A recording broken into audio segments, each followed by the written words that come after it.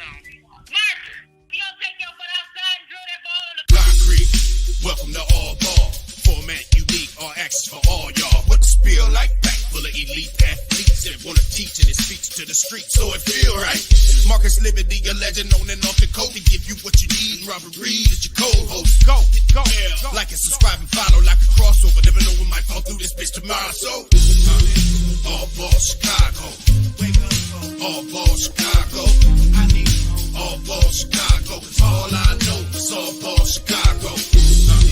All Ball Chicago. All Ball Chicago. All Ball Chicago. All I know is All Ball Chicago.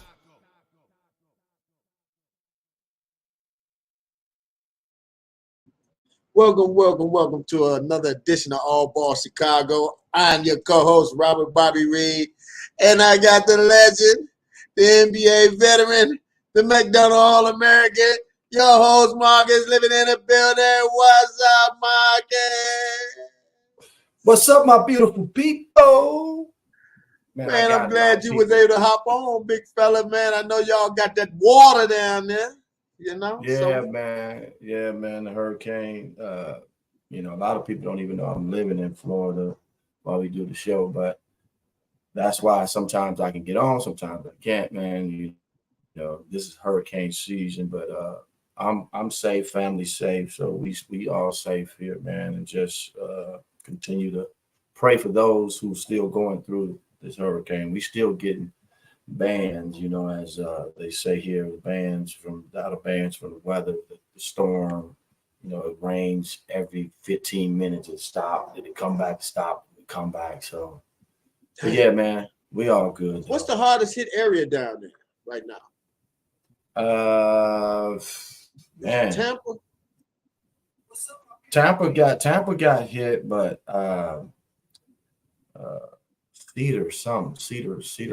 Cedar Park, Florida, I think they got hit pretty bad. But man, we just got to keep them in our prayers, bro. That's it. That's it. Because this storm is nothing to play with. Yeah, man. The people, Florida lifers, though, man, they used to it. They like, we'll ride this thing out, So, Right. they give you the storm where it's going. Like, thank God they got that type of technology. Because think about back in the days, they didn't have that where they could track it. Exactly. Oh, yeah, man. Thank you, Glover, man. My man. Thank you, my man. Glover. Thanks for tuning in, too, man. I know last week we couldn't do it because, again, I had something I had to do. But we working. We trying to get some people on. I know a lot of our Michigan listeners, they want to see some of those Michigan people, Detroit people come on. Get us Jalen Rose. Jalen Rose, Mateen Cleaves. We've even heard so many great basketball players that people know and want to see come on the show. But yeah, Dion Hoop Page. Yeah, man, I know. Weather was bad. It's still bad right now, and but we got to come on, man. I said we was off last week. We got to come on, and it was so happened that Bob was talking about that subject that everybody was hitting on. So Bob, won't you tell some of our listeners what went down? Okay, so me and Marcus, we were like, okay, we need a good topic to talk about. So me being a guy that played in the league, Marcus played in the league. So I had to hit Marcus with the comment that Noah Lyles said. Noah Lyles said, how in the world is the NBA team the world champions? They ain't playing the world champions of what? Right. The United States? I mean, that's what he said, right? Marcus immediately took offense to that. If Marcus say, what? Yeah. Man, we the best in the world. We tear their ass up any day of the week around the world. I think they should do it though. I mean, that would be nice. The winner of the European championship against the United States, whoever that may be, the champion, to play against each other. But they don't get it twisted. We are the best, as far as basketball goes. We are the best. Now, I get what he's saying, and the young lady too, because they ran track. You have to compete to get out of the U.S. to go compete, in the world championship, track and field category. So I get what he's saying because he is one of the fastest guys, He's the from fastest the man US, in the world. and he's doing his thing. He the fastest guy in the world, and Yeah, so Sha'Carri he's doing his Richardson is thing. the So fastest girl in the I world. get it, She man. doubled down. Yeah, she doubled down on it. She's like, "You right." Right, but What I the get what Olympics they is say. that? But I get what they're saying. I do get what they're saying is that's what the Olympics is for. Exactly, that's what our the Olympics is for. So, but I get what he's saying. He's saying, so why call it the World Championship though? Right. Yeah, man. But they say that often. They use that loosely too.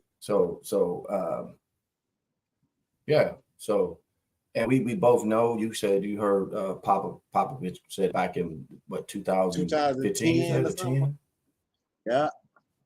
Yeah. But I just think, Bob, that they looking to just something. I think because you just won.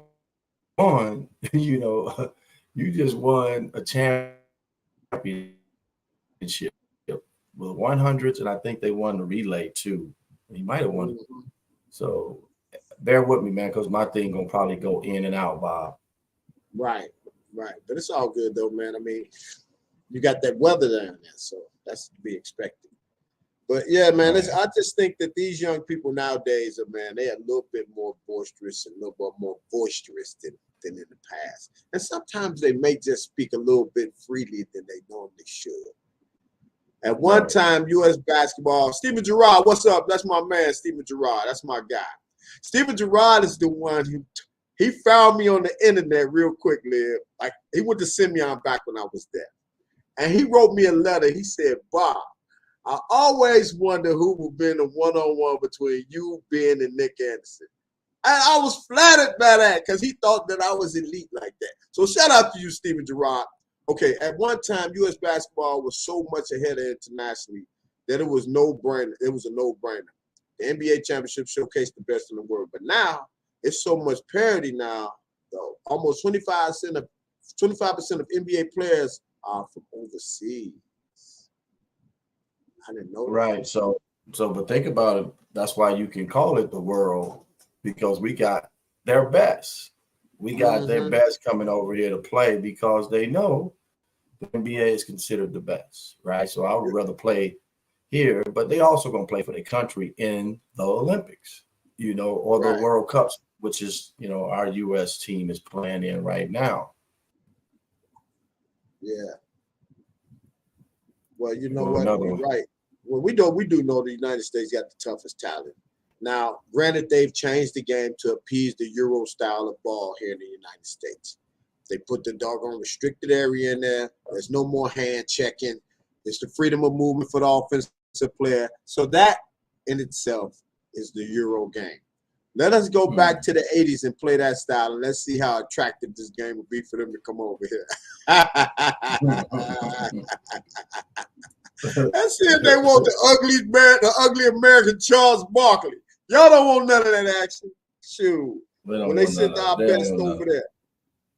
When they sent the Dream Team over there, the Dream Team won over there, man, they shook the world up, man. Right.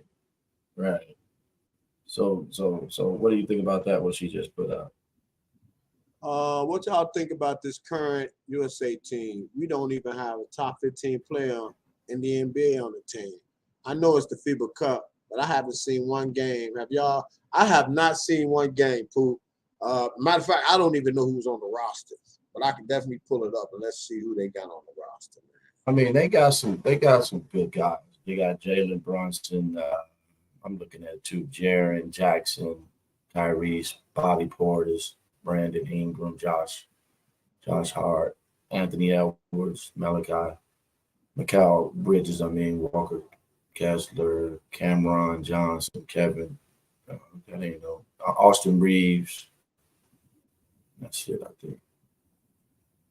Austin Reeves. Yeah, man, that's And great. Banchero. You know what? Banchero. Well, you know what, man? If I was an NBA player and I was an elite NBA player, I probably wouldn't play in those games. I probably would sit those games out. Because the grind of the NBA season, man, I could imagine playing 82 games, Marcus. What was that like, 82 games? Like going from college to playing in 82 games, Marcus. Right. Yeah, I mean, there's a lot of games, man, and you and there and our listeners, and that question was right on point. We not sitting our best, uh, there because Kyrie Irving is not playing, Kevin Durant is not playing, Kawhi Leonard is not playing, Steph is not playing. So those guys are probably waiting for the U.S. Olympics, the Olympic Games, because this right now is the World Cup, which I think the U.S. should win, but Atwood just Anthony Edwards just playing his he's actually showing me some things part of his game, that post up now he's doing and whatnot. So he's looking good, man. Yeah, man. Anthony Edwards, man, he's a throwback. He reminds me of those old guys, Ron Harper.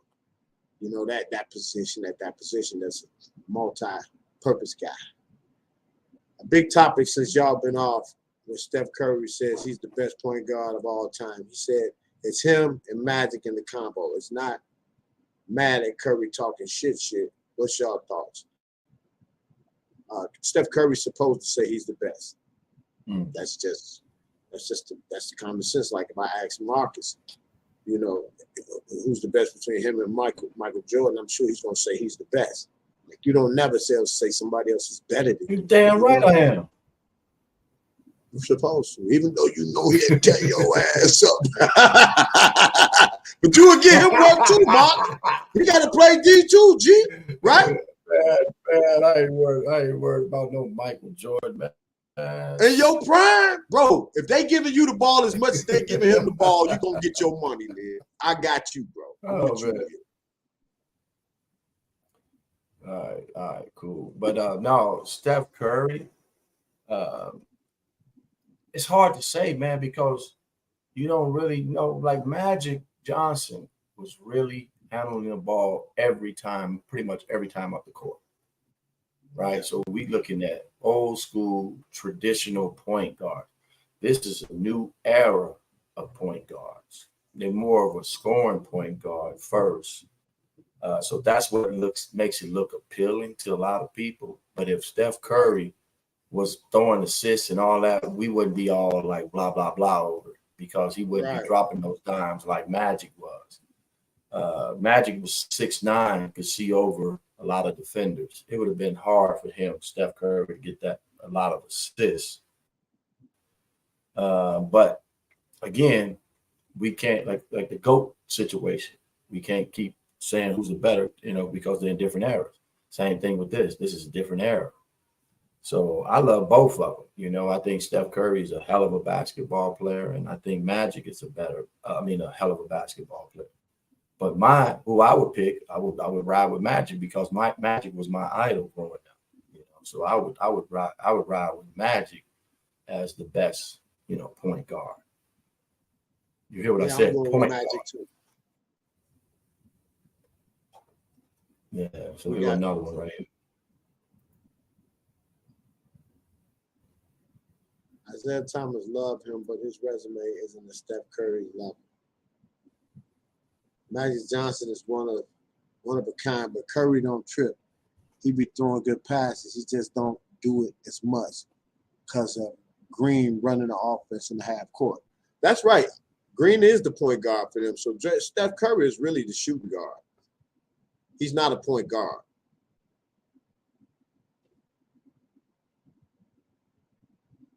Well, and then we got to also think about this, Bob. This is the era we living in when it's not really going by positions no more. So Right. that's why I said it's hard to say, because in reality, Steph Curry is a shooting guard, right? Mm-hmm. I mean, but they're not really putting any of these guys in those categories. So of course they look at him because of his size and say he's a PG. But in reality, he really is not. He's really a scoring guard, and I think that's not fair to really compare the two. Really, it's not. I think we should just say these are great basketball players in this generation, and they're athletic and they can shoot the lights out of the basketball. Back in the days when I played and Magic Johnson played, it was more organized, basketball to me, where you go inside to the big and you got to make sure the big get his touches and then you kick it back out. It was always 3 out, 2 in. Now it's 5 out, no one in. Right. So that's the way the game is played. So we can't really knock, what's going on right now, because the game is evolving, different than what it was when we was watching. And the evolution is all a part of the game, and Yeah. we seeing players, like you say, be able to do multiple things, where back in the days they hindered guys guys been had these skill sets live. But these coaches were so strict in their process that they want, instead of going out there and seeing what these guys do best, they made them play a certain style. Now, Mark Jackson opened it up. He allowed them expansion of the game. Mark Jackson is 100% responsible for the way the game is being played right now. And that's the way that we played in the streets. That's the way that we played growing up. There wasn't no point guards and all that stuff. In the streets, you get the ball and you go. Sometimes you have some guys who couldn't do all these things, but for the most part, if you could do it all, you do it all. Yeah. It's Mark Jackson was one of the first coaches, I would say, Bob, who kind of let players be them, right? And I think that's what happened. And he's like, Steph Curry, I'm not gonna hold you back. You can shoot it from half court. If you can make it, then that's what it is. Clay, same setup. And I think when I watched this generation of basketball, I would love to play in this generation of basketball because of the way they play. Freedom. And I think a lot of other players would do the same. But then you get some older guys to say, this is not basketball, and I would beg to differ, because this is basketball that we're watching. It's just a different brand of it.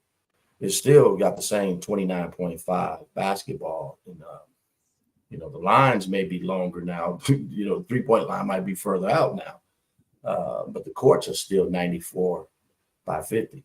Oh, the 3-point line is further out now? Yeah, I think the 3-point line is further out now. But it's still a beautiful game. It's a beautiful thing to watch. Of course, people got their opinions, and they're allowed to have those opinions of what they think and what they like. I just love watching basketball. Like, I watched the U.S. play in the World Cup. You say you haven't, but I've watched them, and I love watching them. I watched the women WNBA games. I don't know if you've been watching the Las Vegas Aces and New York Liberty. They ball, those girls, man. But nobody really talks about them. I mean, the girl for the Aces, the center, what's her name? Wilson. Man, she's turning it up, man. She had 51 points in one game, but nobody really talks about it. 51. Yeah. Dang. Yeah. So Kenny says Paul Westhead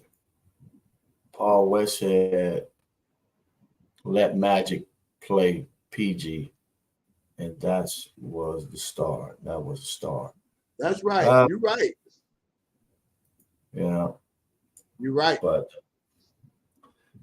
Magic was different though, man. Like, you didn't see those type of players coming, you know, like by the boatload, by the bunches. You didn't see those type of players at 6'9" that can handle the ball and have the IQ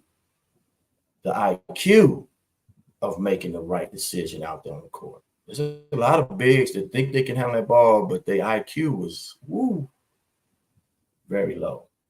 Well, Magic is an anomaly. You know, what Bill, what's his name? Rick Barry called an anomaly. You know, guys like that who defined that position at that size, that nobody else done that like that. You know, like Steph Curry, he's an anomaly. You know, Wilt Chamberlain, another one. Shaq, Michael. You know, they don't come around often. Can we say Kobe's an anomaly? No, Kobe, we can't say Kobe's an anomaly because he plays so much like Mike. So, what you say? What do you think? And what's another? Who else is an anomaly? What you say? Man, it's I mean, Shaquille O'Neal. People didn't know Shaquille O'Neal was handling that ball too, man, at 7 foot, you know, in high school, right? In high school, yeah, man. So you know, he was a different guy. Of course, he was way bigger than people, so most coaches stuck him down low. But I think Shaq had, you know, he had some perimeter skills. I mean, he probably didn't shoot it as well, but his handles was on point, you know, for that size. Right. So yeah, man. I watched. Shaq. But once he got bigger, though, it was over. Yeah. Who in the NBA, or past or present, that you think, Bob, doesn't get their just due? What player or players do you think that had that and people just really don't give them their just due? You don't hear people talking about them as much. I'm gonna say one. Like, I'm gonna say one. Dale Ellis. Okay, Dale Ellis was always one of my favorite players, man. He could fill it up, man. He just didn't get that star. He didn't get that star stamp, you know? Right. I think he did when he played. I'm talking about like why people are not mentioning them now.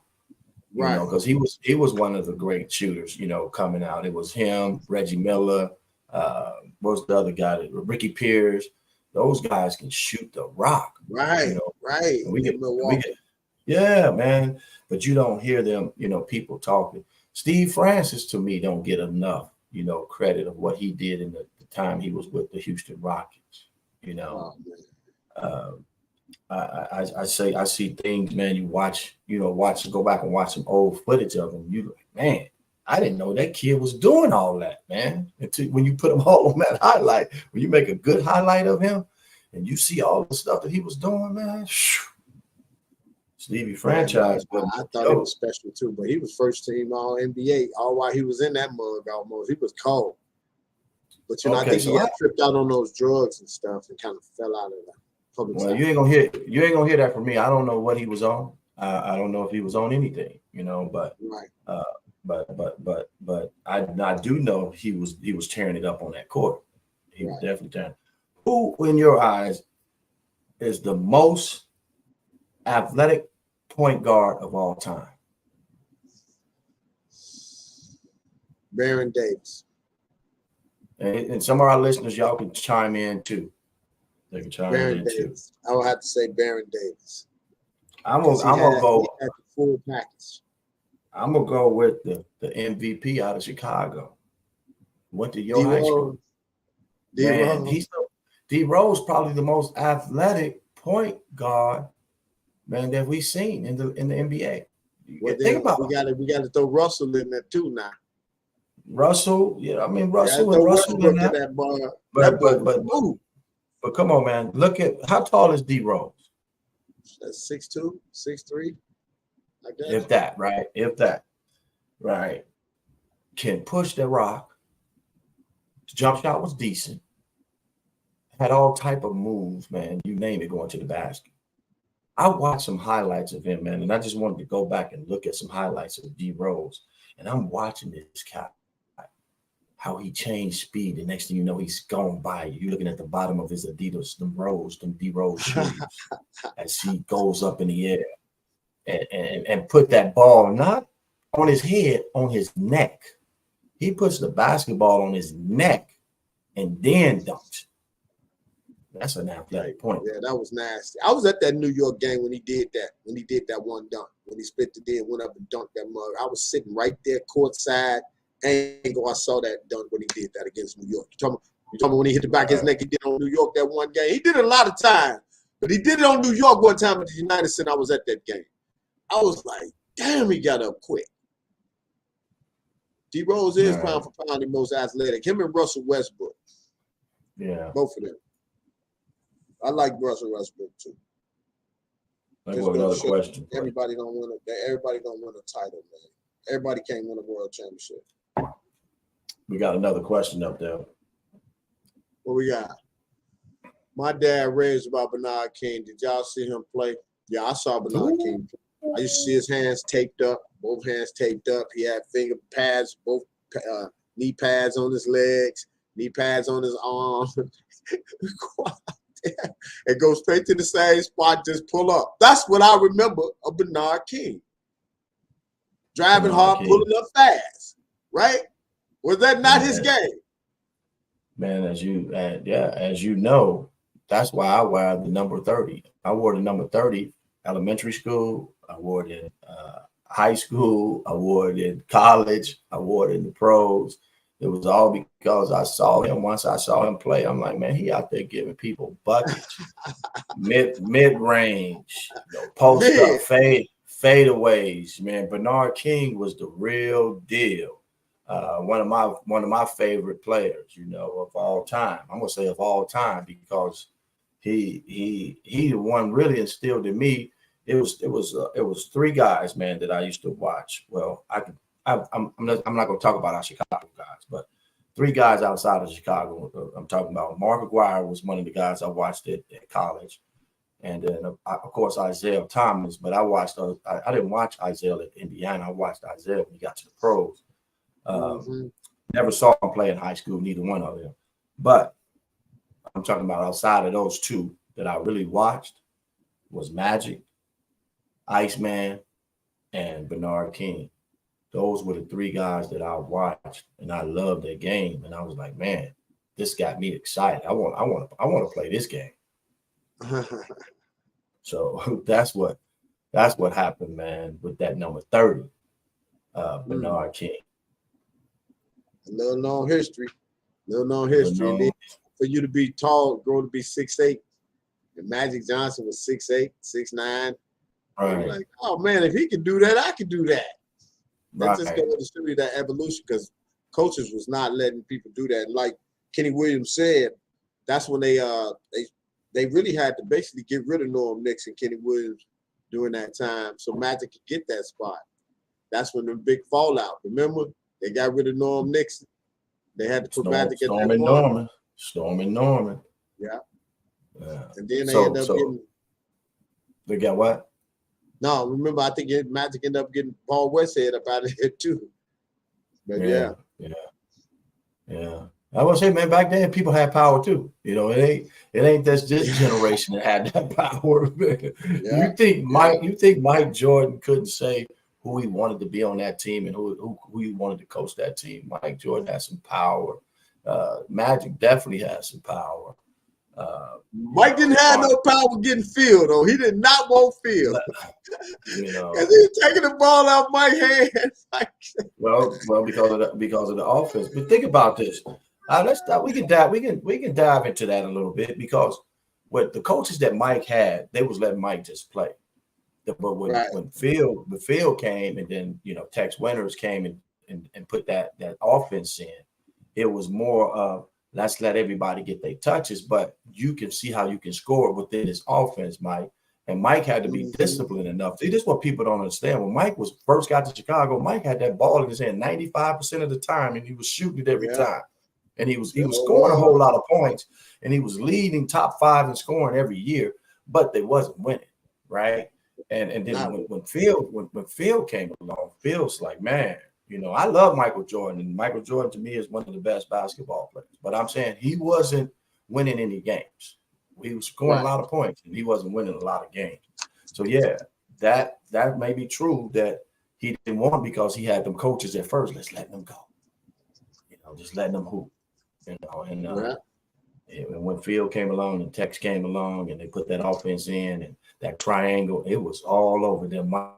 Mike found out a way to manipulate that offense, meaning he still got his touches all over the court. Yeah, and he was in more sweeter spots. Yes. So you know when they run the triangle at the top of that elbow of that free throw line, and then he fake like he popping out, but then he go back door, and they bouncing that thing back door. Marcus Scotty was posting people on that back door cut. Remember? And Dennis Rodman was the master of that, man. He opened it up, man, when he came. Yeah. I actually we ran that offense when I played overseas, and that's when I really understood how they were getting their points. You know, it's really a great offense if you know how to run it. But you got to have 5 people that actually know where they're supposed to be at. You just can't put them out there any kind of way and think they're gonna do it. They got to really understand each position, man, where they should be going, how fast they need to get to that corner, because you know that's how you start that triangle. You got to sprint to that corner, and then the next guy comes up on the wing, and then the bottom guy. So now you got that triangle on that side. And the other two got to think about what they're gonna do. If I'm gonna screen, I'm gonna stay up at the top. So it's a great offense, but you got to have the right people. You got to have the right pieces.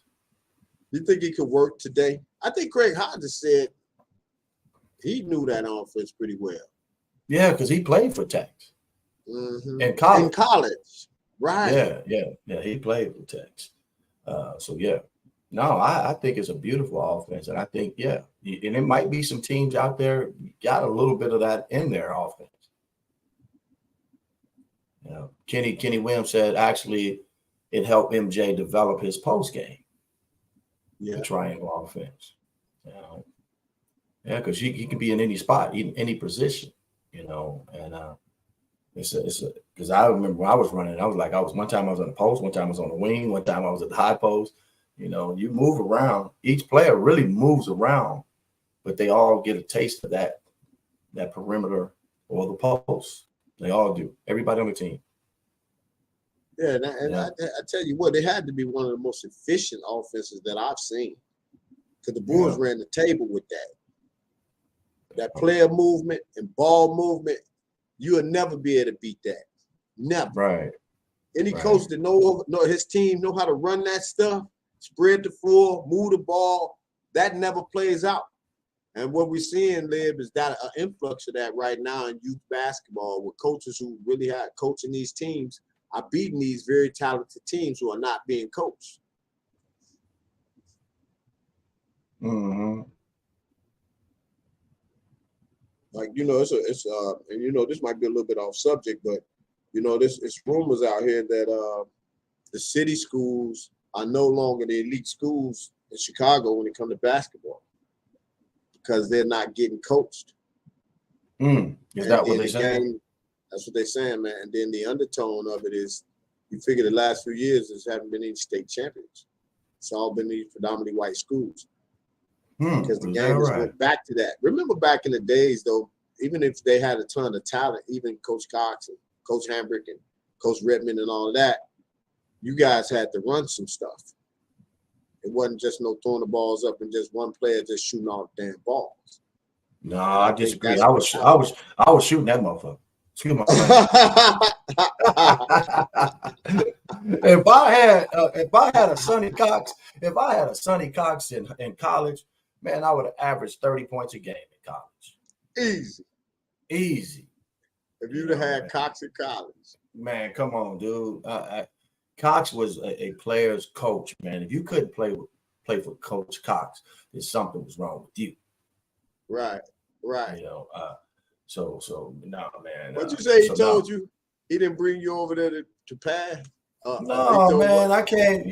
Man, when I first came to King, I was trying to, tiptoe my way around and not step on no toes, man. And he's like, dude, what are you doing? Man, I didn't bring you over here to pass the ball. Shoot the damn ball, man. So I'm like, okay. All right. Now we talking. Now we talking. But now all that, man, all that's gonna be out, man, soon. And we got a documentary that's we in the works on. So that'll be all in there, man. Rodney Walker, what did he say? He said best players in the world is in the NBA, period. Before I went overseas to play, all I knew was Chicago, New York, and LA, nothing else. That's real. Rodney. That's my man, Rodney. Rodney's a hell of a basketball player too. Jump out the gym, have a jump shot, play his ass off. My man Rodney doing big things in the D. And the D, for those that don't know, Danville. Van Gundy, the oldest one. What's the big one? What's his name? Stan Van Gundy. He said you can make a case that Michael Jordan might be a better player than LeBron James, but you would not make a case that Michael Jordan had a better career than LeBron James. Who said this now? Stan Van Gundy. Stan Van Gundy. The oldest. Why everybody keep? I just don't understand. I just don't understand why people can't let this shit die. They will not let that die. I mean, it's like you don't have nothing else to talk about Mike and LeBron. Like they'll never get a chance to play. You got young fellas coming up, man. There's some.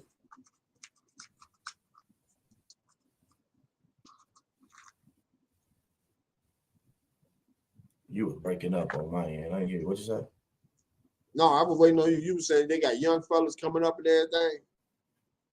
I'm saying they got young people coming up, and you just don't hear them talking about the up and coming, young players. We still talking about LeBron, who's on his way out, and Mike been out. Mike been out of the league. Mike been gone since 2003. Mike been gone 20 years. Right. So that's what I'm saying. Why we still talking? We all know what Mike did for the game. We all know what LeBron did for the game.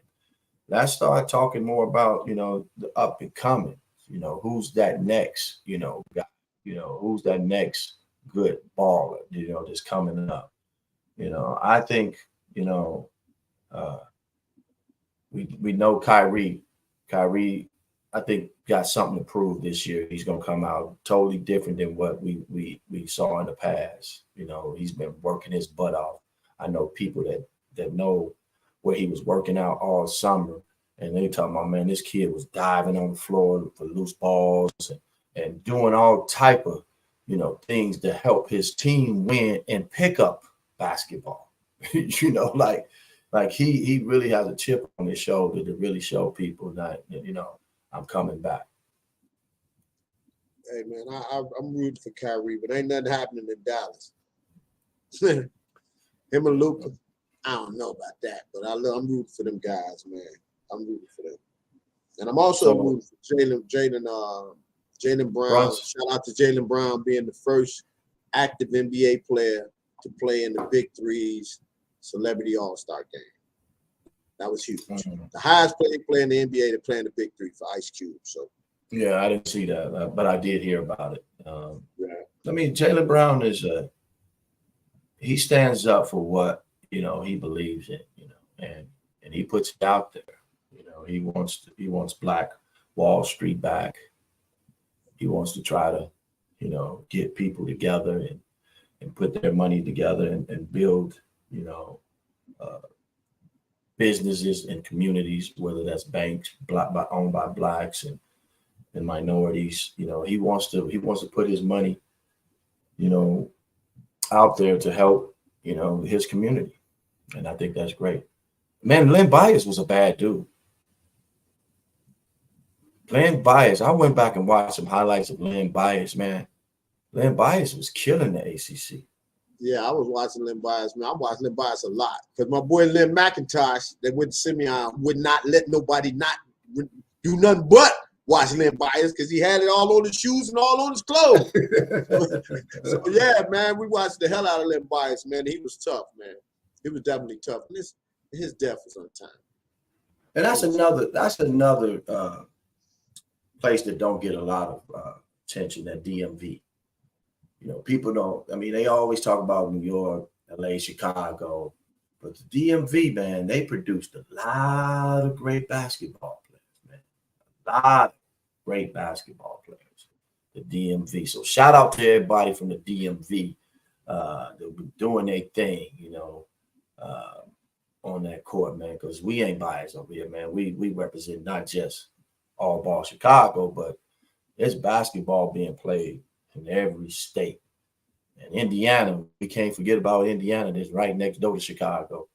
They put out some talent too. Man, Indiana is basketball, man. Indiana is basketball country, man. Yeah, man. But you know, basketball now, man, it's become. It used to be a time when Chicago, was the only holders of the boulders, but now it's being spread out so much now, man. It's being so spread out right now, where to the point where, you're getting superstars coming from all over the place. I mean, you got guys like Damian Lillard. Where's Lillard from? Baltimore. Who? Dame? I think Damian Lillard. I don't know what Dame from. Kyrie. I mean, he's done all no. these I think Dame is from like Oakland. Oakland. Yeah, I think he's from Oakland, California. Mike's hoop page said he saw my nephew play. Let me put it up there. Marcus, I saw your nephew playing out at Rico Hines and you. Go ahead. Oh yeah, Rico Hines, UCLA runs. He good. Someone asked him on IG Live, why don't he come on the show? He said he was on before. Marcus get him back on. Javon taking care of his business right now, man. Yeah, he was on the show. I'll get him on, man. That ain't nothing to get my nephew on, but y'all ain't gonna get a lot of words out of him because he ain't a very talkative kid. But he is first. Definitely putting in that work. Let him get going first. He's putting in that work, man. He's staying in the weight room, getting his shots up. They love him, man. They actually love what he's all about, what he's doing. So he just got to continue to do that, man. And the rest is totally up to him, in the organization. Good things will happen, man. As long as you do the right things, man. As long as you do what's right, good things will always happen for you. What's next for Zion Williams, Liv? You, Zion Williams, manager, after all the things he's been through, you've been a phenom. You know what that's like. What's next for Zion? Well, Zion has to look himself in the mirror and ask himself, do we really want to play this game? And if he really wants to play this game, just do it. Get your body right. Start doing, the right things. Investing in yourself. I mean, getting trainers and making sure that you on point. I mean, LeBron James is giving a lot of these athletes the recipe of how to keep your body and your mind right, and that's going to take you spending some money, of course. But I think he definitely has the talent, but talent only can take you so far. There's a lot of other things that come along with that. And that's one thing I'm giving to my nephew. I'm basically sharing this information with him that, man, your talent, you got to have your skills, you got to have, your mental right. So those things play a part of it too, of your development as you keep getting better and better each year. Yeah. Oh, somebody got something about Zion right here. Zion Williamson loves the game. He just keeps having injuries. Sometimes I think we think he's not working hard, but maybe he just got one of those breakdown bodies. You know what, Mike's Hoop Page, man, I agree with you, man. And I'm definitely not one to spew out anything negative about a young guy. But with all the stuff that's coming out with him publicly, you could tell he's been actually spending a little extra time doing a little extra stuff there. We know you can't play basketball and be efficient if you're doing all that other stuff, man. We can't do it.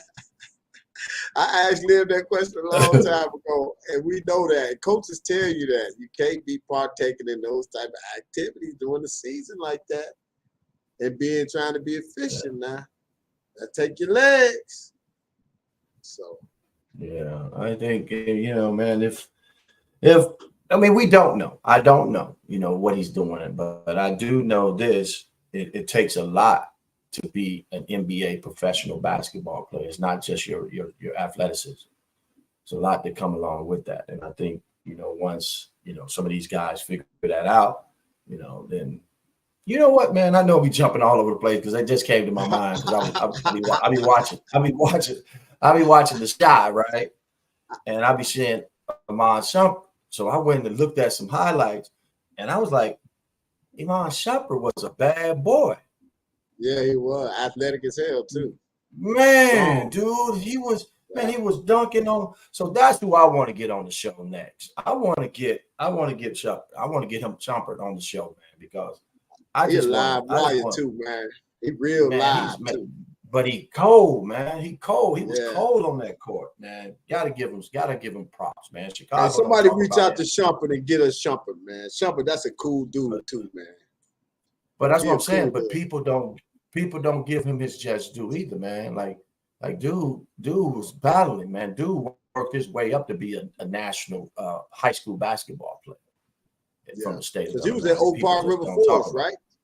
Yeah, people just don't talk about it. Yeah. He did his thing coming from Oak Park River Forest and doing his thing because he wouldn't play college ball. Where did he go? He went to Georgia Tech. Georgia Tech. Boy, you need to have a 3.5 GPA to get in Georgia Tech.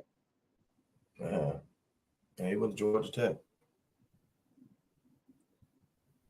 Yeah, that's huge, man. Shumpert, he cold, man. I like Shumpert. Say what another one for you. And Robert Reed, all players getting Nuki. You can hoop and still do that and just don't go crazy on game day.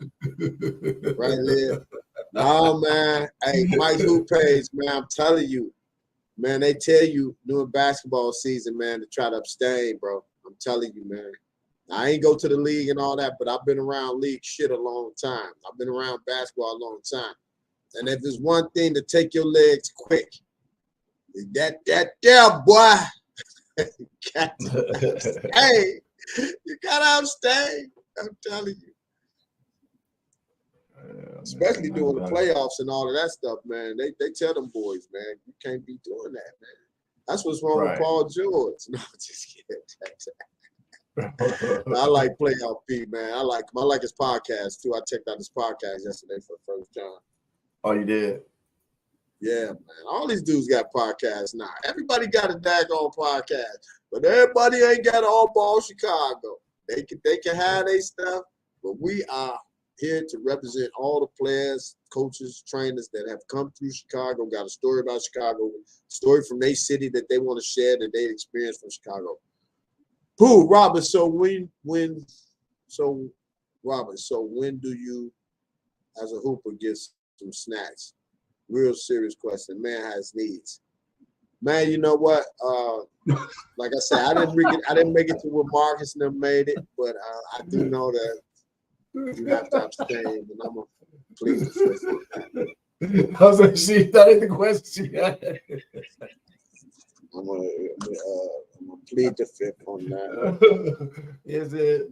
Oh man.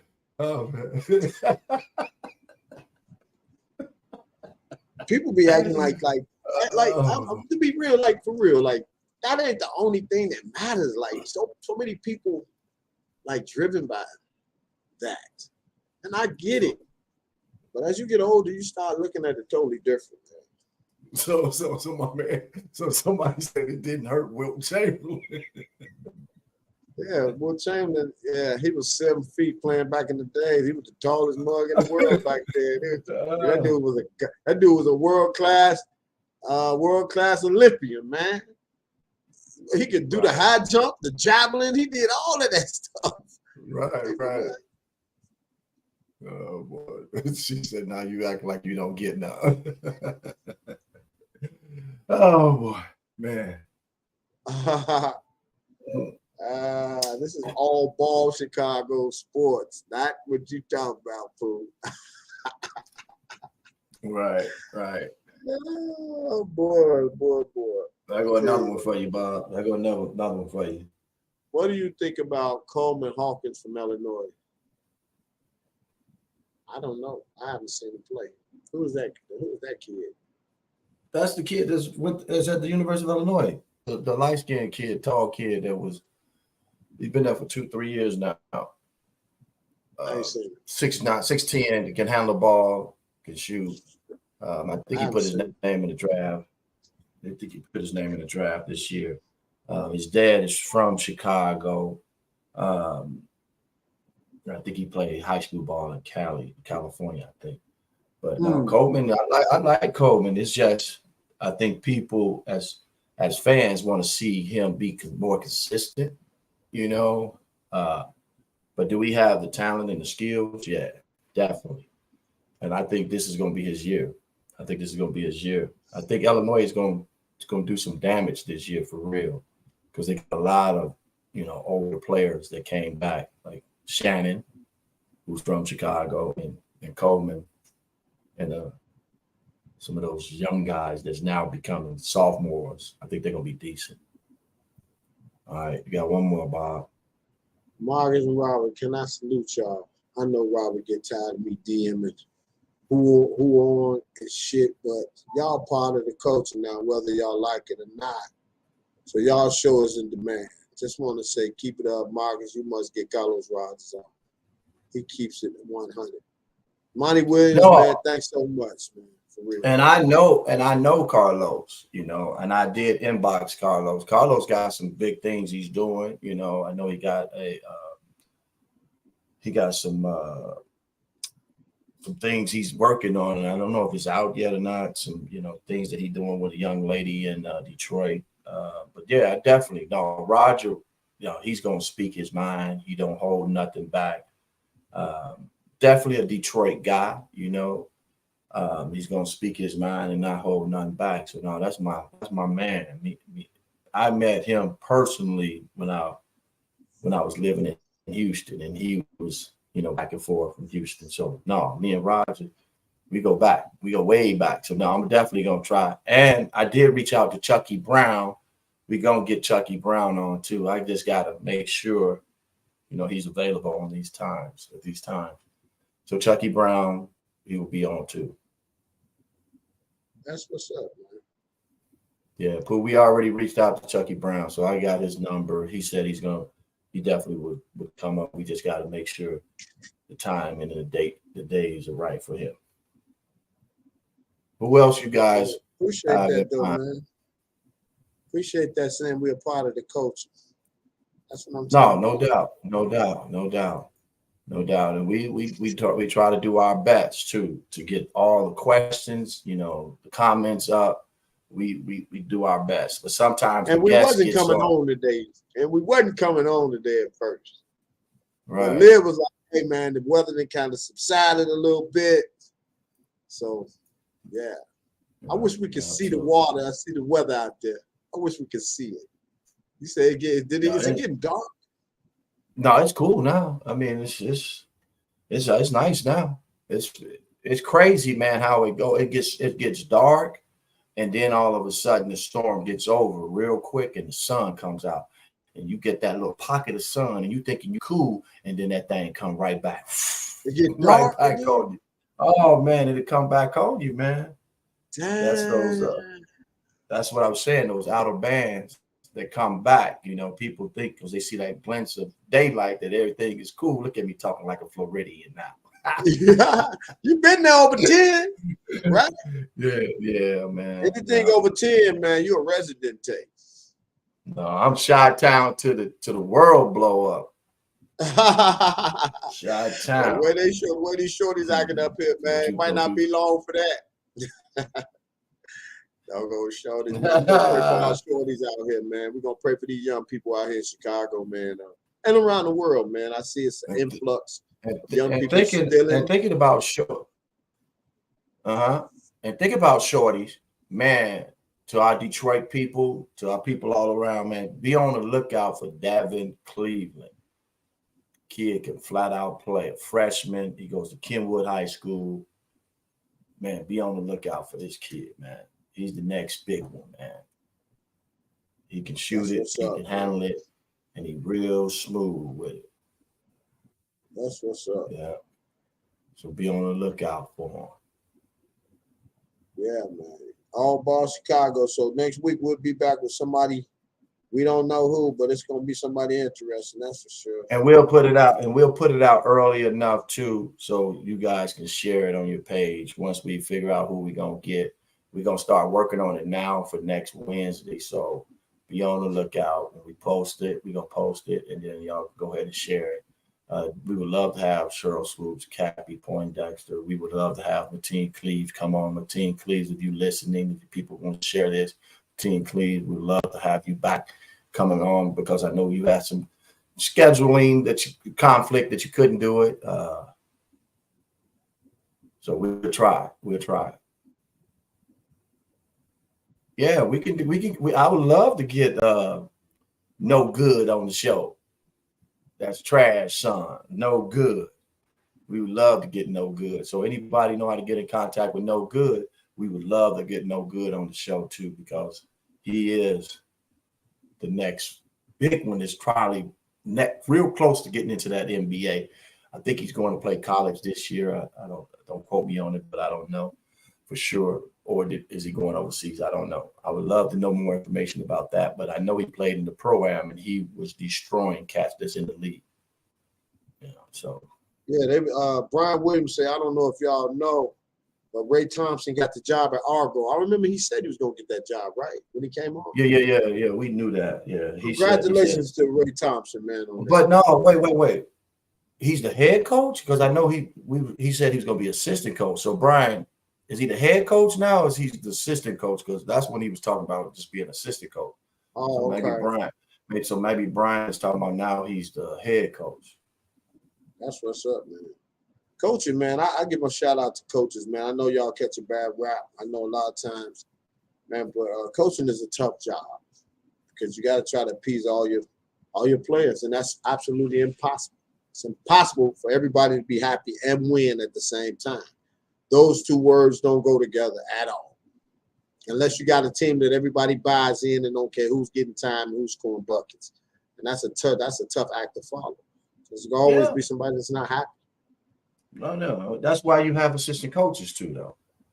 You know, right. You got to have the right assistants too, right, Liv? Because you can't have them over there like, man, the coach, man, I don't know, man. I don't know what he on. You know, because you be having coaches that do that. Now this is what you need, man. And I've been through it. You need a head coach who can relate to players, but you also need a head coach who knows how to interact with his assistant coaches so they can come and say, you know what, if it's okay that such and such, Johnny might not like or can't come to you. He feels he can't come to you. And maybe that assistant coach can mend the gap and say, you know what, no, coach wants you to come and see it. You know, and then that's when you can start, you know, talking more to your coaches. But a lot of times back in the day, coaches put their foot down and be like, man, basically you can't say nothing. So now back then, a lot of kids didn't want to go talk to the head coach because the coach was like, basically, I can coach you, but I'm untouchable. You can't come to me. Right. I saw that on Twitter the other day. Somebody put it out there that coaches cannot operate in a world that it's my way or the highway anymore. They have to become more open to kids because, you know, your way is not always the right way. You know, you have a system in place, but you bring kids over here, there is kids out here that can do a multitude of things. So that means you need to be able to be flexible. Yeah, and then that's why a lot of kids transfer too. Mm-hmm. Yeah, that also hurts too, man. You know, we was talking about a kid, and I won't say his name, but we was talking about a kid the other day, man, that he was elite. Remember, we won't say his name. He was elite, and he was highly touted, but nobody knows where he is now. You know, and we need to be able to be conscious of those type of kids too, who was highly touted, highly recruited, went to a big time program, it didn't work out, and now they just off the radar. Yeah, it's Bob. It is so important that when you say you have an entourage, that your entourage is there for you through the good times and the bad times, right? Mm-hmm. And they also have to be, able to tell you when you messing up too, like you're going down the wrong path. And I think that's what happens to a lot of young athletes who have, people that's really, not about, helping, them grow, but helping to be around them just to see, what I can get out of them, what I can get out of it, whether that's me, getting into games free or whatever it may be, but I think if we have more people who have an entourage just thinking that I'm gonna help this young man grow because I think I can, I think I see something in him that I know I can help him become a better, person on and off the court, then that's cool. Then you do that, but I think that sometimes when the kid don't make it to the NBA because of all the hoopla that people had put on them, that they don't know what to do after that, because everything was put on them as far as you the savior, and I can even talk about myself that when people were saying all those great things about me when I was in high school and when I was in elementary school, I let it go in one ear and out the other. I didn't let it, become a part of me every day, like, man, you great. You be balling, you be killing. I'm like, man, I love playing the game, but I do know it's other things other than basketball out here, and I love playing it, but my dad used to always tell me, don't let it become you. Because when it becomes you, then that's when the problems start to occur. Just keep doing what you're doing, loving it, enjoy it, because one day it will stop bouncing. And then what you gonna do? Then you're gonna go. Hey, let me ask you this, man. Hold on, you're gonna go hide. You're gonna go hide, and then you're gonna be like, "What's up?" I can't go outside because people gonna look at me different because I didn't make it. Yeah. Go ahead. What you got? I hear you mention it a lot. We can close on this, All right. Want to, but you always mention your dad. You never hear athletes mention their dad. Your dad was an important role for you. He played an important role for you in your life, didn't he? For sure, man. Not only my dad, but my brothers, my uncles, my cousins, and the ladies played their role too in my life, but yeah, it would have been my dad from jump, man. My dad, I wouldn't be able to play basketball if it wasn't for my dad. My dad put the basketball in my hand, which he's supposed to do. People be like, man, I put the basketball in your hand. You supposed to if you're my dad. I don't understand when dads be like, well, I put the ball in his hands. You supposed to. Now, if you never played before, that's a different story. Right. But if you play, my dad played, and he put the basketball in my hand, and he showed me the game, and he taught me the game, and I said, I owe all the credit to my dad. But he never put you under pressure to be an NBA player. Never came out of his mouth. Never came out of his mouth. Those words, the NBA never came out. To watch it, yeah, you can come watch the game with me. We watching it, but none of my family members ever told me about the NBA. So, man, you should go shoot for the NBA. Man, they was just like enjoying watching me play, in high school and college. My uncles and my dad came to almost all my college games, whether it was far away or not. They came to it and supported. So I wish my dad was still alive just to see the young man I became. But he's no longer with us. My dad's been gone for a minute now, but just to see the seeds that he laid and he gave me, and to watch him blossom to what it is today, and how I'm giving back to kids and teaching kids and mentoring kids, kind of like what he was doing to me, I'm doing it for the next generation. I think that's where your level of humility comes from. He never allowed you to get that big head. No. He would never allow you to do And I had- that. And most fathers do that, man. Not saying mothers can't, Yeah. but there's nothing that can humble you quicker than your dad, because Well, it's a tough well, world Bob, out here as a young man. Well, Bob, I know we said we're gonna go, but Bob, you got to think about this. Is some parents out here are living through their kids. My dad didn't live through me. My dad didn't say I didn't make it, so I want to make sure you the one, you the chosen one, you're gonna do this and that. It was people that I came in contact with, like my man Hope, Michael Clark, Hamp, who's no longer with us. These are the guys, along with my father, who was all about basketball and uplifting people, not just saying, you know what, you're going to be this guy and you're going to do what I ask of you so I can eat off you. I didn't have people like that around. I didn't have people like that around me. And it's a blessing that I didn't, you know, because you never know what how I would have turned out if I would have had, you know, the drug dealers or the gangsters and, you know, the people that was all in my ear telling me what I was going to be and how I was going to do it, you know, and you just never know what would happen to me, you know. So big shout out to my family, man, the Liberties and the Rices that was in my ear all the time and telling me the do's and don'ts of how to be, you know, not only a basketball player, but respect, you know, people, give people respect and you'll get respect back. Yeah, that's real, man, because you know how it go, man. Once guys start getting that popularity with basketball, they turn into total assholes. They get big-headed than a motherfucker. Right. They get nasty towards people. No, they just get bad. Facts, man. They get nasty. That's fact. Once the little guy starts going pro and all of that, and they used to know you, they act like they don't know you. It gets funky, man. It gets funky. But the sad part about it is that same rise, you got to come back down because you get older. You can't play ball forever. So, man, I got people and used to tell me, Bob, when I was living back in Chicago, they used to say, man, this is when I was done playing. Man, let's go eat. And I'm like waiting on my table. They like, no, you got to go tell them, man, you played in the NBA so they can sit us down quick.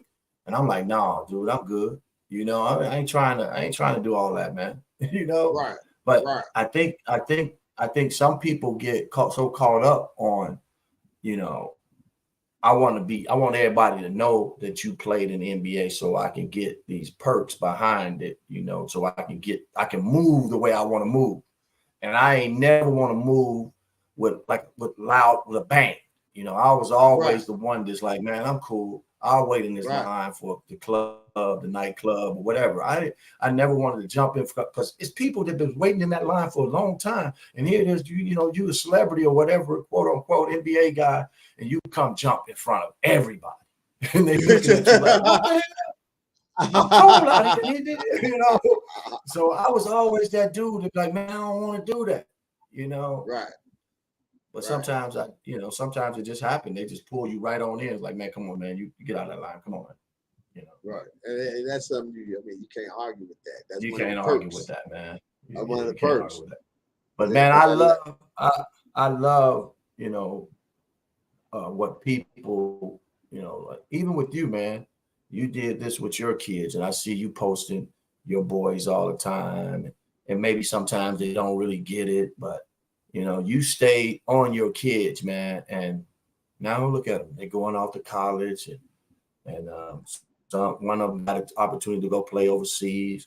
So you know what? I tell them the same thing like you said. Like I told them that's your dream to play in the NBA. My dream is just you get an education, man, so you can take care of yourself after this shit is over with, bro. Because this shit, you can't play ball forever.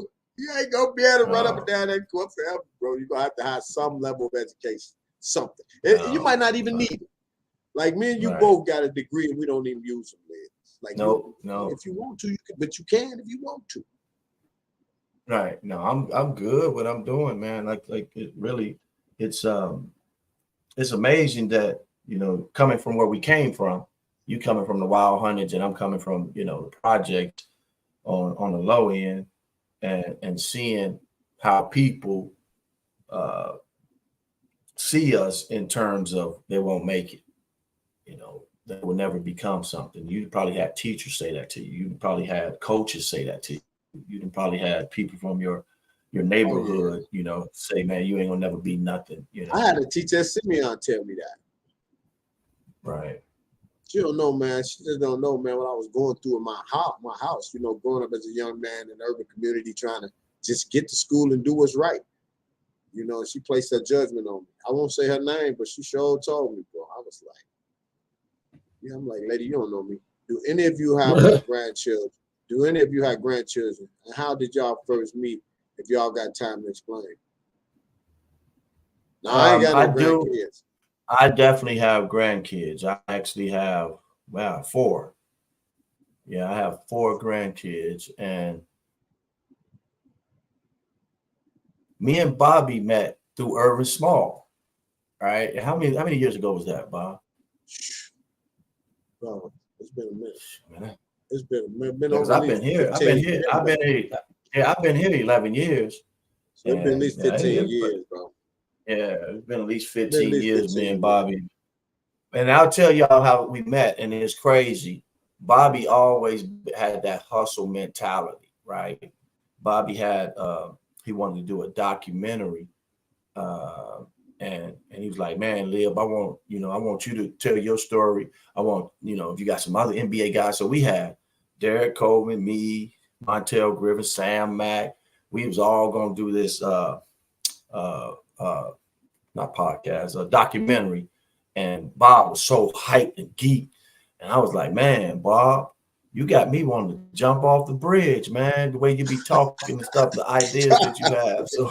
So he had so many ideas, man, and a straight hustle. So if you want something done, he was hitting people up on social media, that's in the media world, and I've actually got deals done. I don't want to talk about some of the deals that he got done because I let him talk about that when he feels like talking about it. But he had things going, man, and I was like, man, yeah, let's do it. So that's how we first met, and we stayed connected. So we didn't talk every day, but when we did talk, we was like, man, we didn't miss a beat.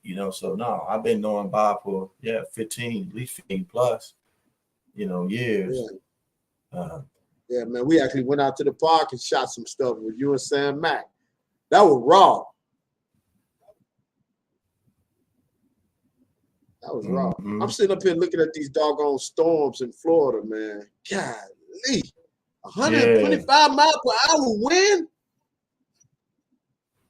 Mm-hmm. They got it all. It's live on social media right here. I didn't know it was going through southern Georgia and South Carolina.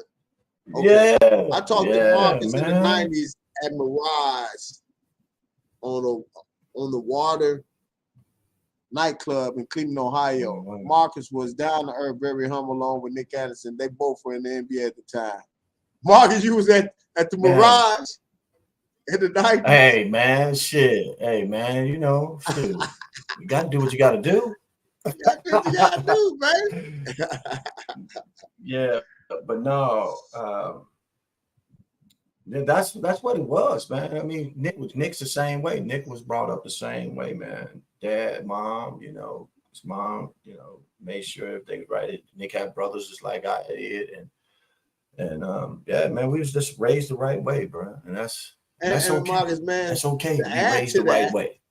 It's okay, and to add to that, not many young black men grew up in a household who didn't have their mother and father at the same time in the 80s. We all had 2-parent homes back then, because that's when during the civil rights movement, people was actually staying together because that's all we had was each other.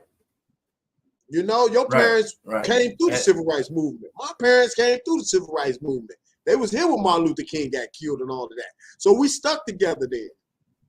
So it was normal to have your mother and father in the house. Right.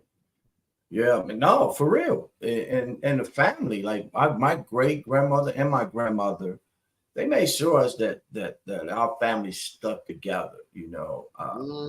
Beef, that bickering and beef and talking about each other and not being as one unit, as one family. My grandmother didn't play that. I talk to my sister pretty much every day. You know, it's not a day that I don't talk to my sister. You know, just to hear her voice, just to talk. You know, my brother, my older brother, same way. I just, you know, my family is me. They are part of me. You know, so and there's some cousins that I don't talk to as much, but when I do, we chop it up. We talk like, you know, about life. You know, not just about basketball, but life. And I think that's so important because that's all you got when it's all said and done is your family. And that's your real family. Right. My real family. Like, this ain't no play friends that I grew up with and been knowing 30, 40 years. This ain't none of that. This is my blood. Yeah. So man. So all my cousins, the Davis, the Rices, the Liberties, you know, all my cousins, the Parrish, man, I love you guys. I love you. Hey man. I ain't shouting none of my cousins out. I don't like none of you, but I'm just kidding. Nah, man, it's all good though, man. I'm excited, man. But like you said, it was the grandmother and grandfather back then, man. Everybody was together. And I think society have seen the black family divided so long that they think it's normal the way they throw around this single parent household type stuff. Bro, man, I had both my parents in the house. Both my cousins, they had both their parents. I mean, that's the way that it was. Like, I was born into a home with both my people in the crib. I mean, that's how that shit was. Now it's supposed to be so normal to just. But that's a whole nother show, bro. Yeah, we'll get to that, man. Well, go ahead and eat your neck bones and your black eyed peas. I would think I'm gonna opt in for some sardines today, man. I've been eating bad. Some sardines, wow, sardines, man, and crackers, man. Cause I've been eating bad. I've been getting my double cheeseburger on, bro. Ooh, but you be getting your yoga on too, though, man. You be in those. I see you be in the classes a lot. Yeah, it be hot in the mug. I ran in there this morning because I was like, okay, we're gonna do 12. Let me get in here by 10. Now I'm finna go get this physical. That's what I gotta go do. Cause I'm finna go back up in here. I ain't finna be no full-time teacher. I'm just finna go do some subbing. What do y'all miss most about y'all parents?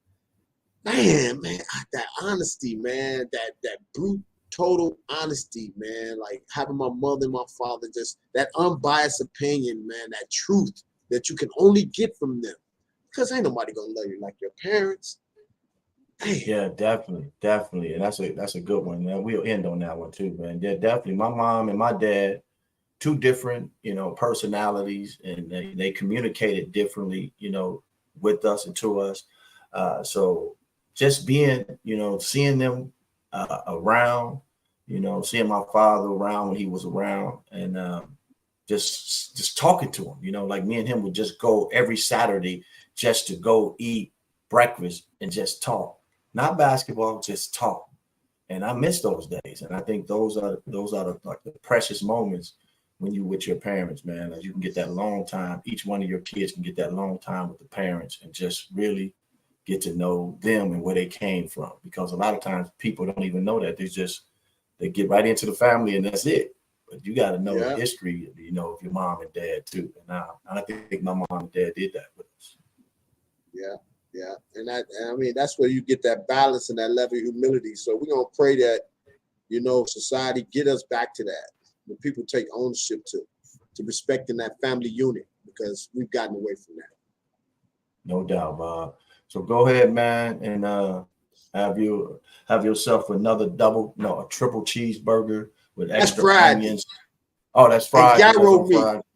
Gyro meat. That's Friday. That's that cheat day. I'm definitely. Oh man. So man, yeah. Well, go ahead and get you a single then. Get you a single burger. And a small fry. Be light on the salt, my brother. Don't be putting all that salt on there. You better know we're gonna go easy, man. I pretty much try to eat right, man. You know. Okay. Yes, we gotten older. We try to extend this thing out because 50 came quick. To all the young people out there, you better enjoy your youth because 50 came quick as hell, Marcus, didn't it? I was just 17. I was just 18 years old. And now here I'm a 55-year-old man. So get your shouts out, man, and then we out of here. Man, shout out to all y'all. Hoop Baller Scoop, Hoop Baller, Hoop Page, Imani, Dimitri, who else we got on here? the Chicago Public League Basketball History of Excellence. Yeah, shout out to that. Wayne, Shout out Wayne to Johnson, Wayne Johnson, Miss Jones, Dion Gavin, Kyrie Thompson, Hoop Nation. You said that already. Glover, my man Glover, Brian Williams. Kenny Williams, you say Kenny Williams? Kenny Williams, yeah. Kenny Williams. UIC finest. Got his Whoa, name, got Kenny his number. Williams. Hey, Kenny Williams, you could have been in the league right now, this time, right now, boy. If you came around right now. Boy, that's good. I call him Kenny Cool. Kenny Cool. Yeah. Pooh, Mike's Hoop Page, Rodney Walker, of course, my main man. Man, I appreciate Chef you Brian. guys, man. Chef Brian. Yeah. Chef Brian, Yeah. you a cook? Man, ain't nothing like a good meal. Ain't nothing like it. But man, I'm up out here, Marcus, man. We'll be back on, man. Maybe we might have to do we're gonna start doing 5 days a week. No, I'm just kidding. Not. That's not gonna happen. I'm gonna tell you that one now. All right, man. Peace. We're up out of here. Don't forget to like and subscribe. Thank y'all for watching. Chicago, oh, Chi-Town, oh, Chicago.